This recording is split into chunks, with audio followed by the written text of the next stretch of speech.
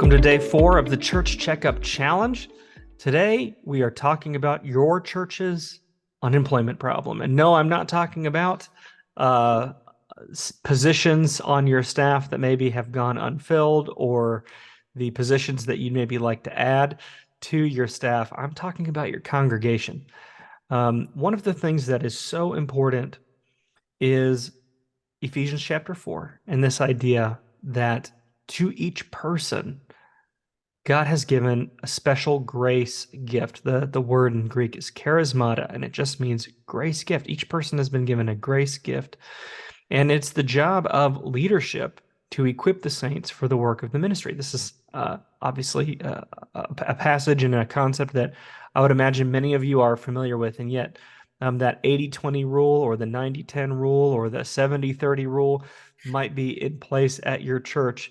And when you think about that, even if you're talking about a 60-40 rule, when you say 60-40, that means that 60% of the work is getting done by 40% of the people. Therefore, 60%, that's the unemployment rate in your church, right? 60%, which is really high. So what we want to talk about today is whether or not your church has a culture of leadership development and empowering you to assess what are those gaps in your church and what can you do to lower the unemployment rate in your church.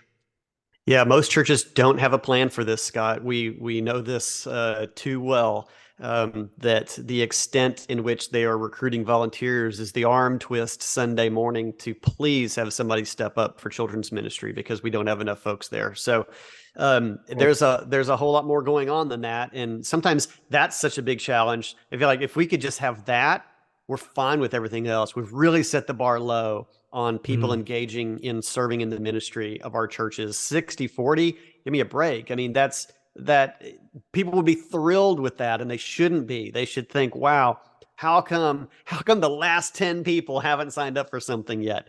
Not what can we do to gain a percentage point. So imagine the capability and the capacity of your church for ministry and for bringing the gospel to the nations if everybody in your church was engaged, serving as close as they can to what might be their sweet spot in gifting. Boy, that would be amazing. Imagine the power of the church worldwide if we had that happening to a great extent. And it's not okay for us to just say, this is just how it is, because there are better ways for recruiting and enabling people and helping them get into a place that they could make a really amazing impact in your church and in the world around them.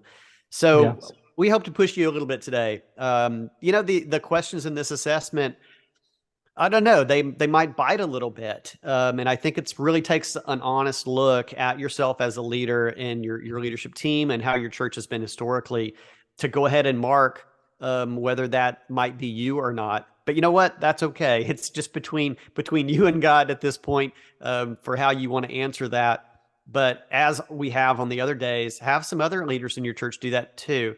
If you have a church council, team of elders, whatever that might be, get back together then and go, okay, brothers, sisters, let's be honest about where we are with this and how much better we could be doing if we really engage people. There's a lot of barriers between somebody serving in your church, and that's an additional exploration to what that might be that is causing somebody not to step up.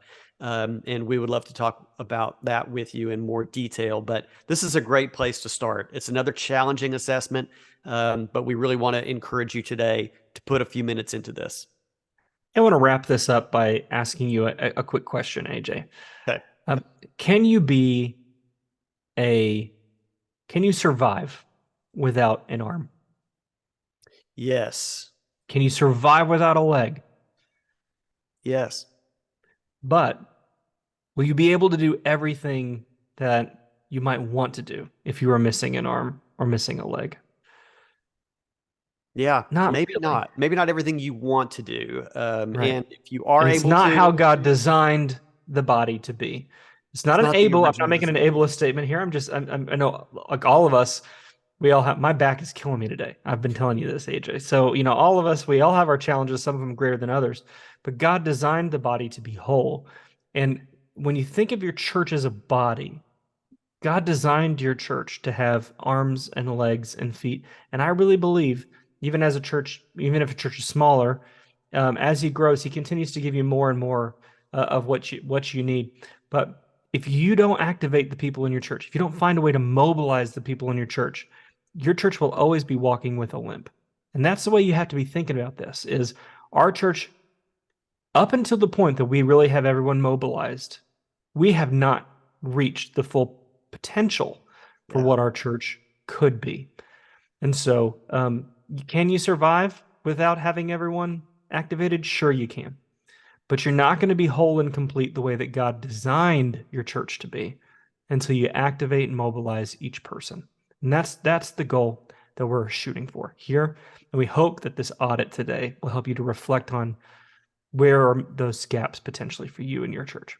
Yeah. Go back to the email, click to download that now and get started. And we'll be back with you tomorrow on day 5. You're nearing the end. It's on the downhill slide of the challenge. I hope it's been good so far, but we'll see you tomorrow.